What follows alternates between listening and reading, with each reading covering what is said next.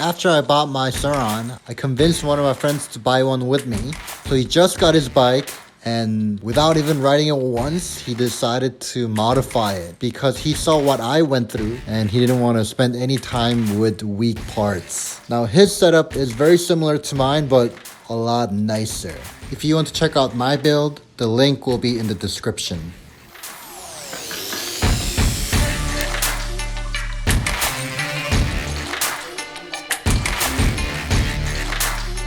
I think we can all agree that the weakest part of the Surron is the fork.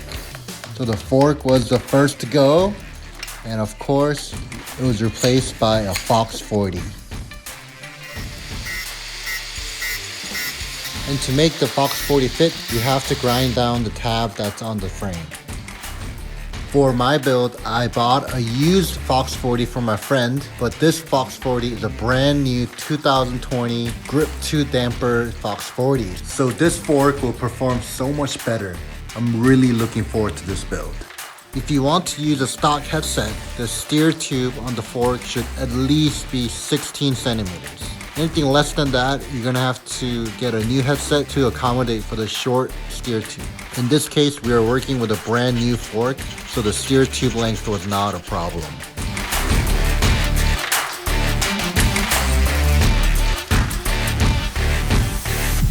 And for handlebar and stem, my friend decided to go with the Renthal stem and Renthal handlebars. The handlebar has a 40mm rise, so it should help out with good body positioning.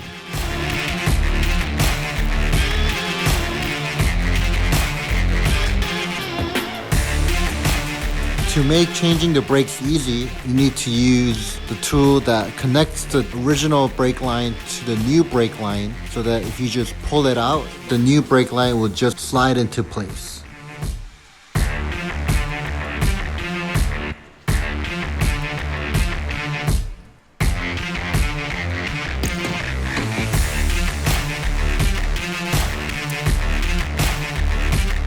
My favorite part of this build is the brakes. So we're gonna be using the Magura MT7 caliper with the Shimano Saint levers. This combination will give you probably the best stopping power.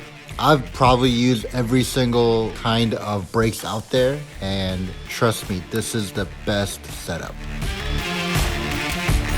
Everything was going so well until we got to the wheels.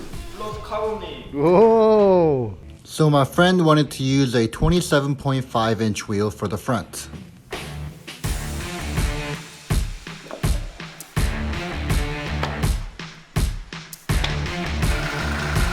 So we got the wheel ready and we mounted the big rotor on there, the 220mm Magura rotors. Only to realize the fork was a non-boost size, while the hub on the 27.5 inch wheel was a boost hub. So sadly, we couldn't use the carbon wheels that we brought. So we went back to our stock wheel. I was super bummed out because I wanted to see how the 27.5 inch wheel would ride.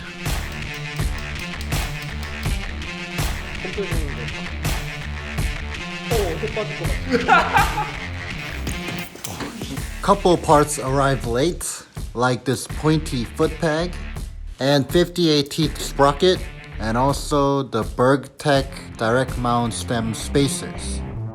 With all the parts installed, this bike is so smooth and it stops so fast. For me and my friends, a lot of us already own a dirt bike, so there isn't much point to investing into more power, because if you wanted a really fast bike, we'll just ride our dirt bike. So we mainly focus on the suspension, the ergonomics, and also the stopping power, because we feel like that contributes a lot to off-road riding. Overall, this bike probably is the best feeling Surron that I've ridden so far, and I am super jealous. I'll be posting more stuff on the Surron in the future, so please stick around.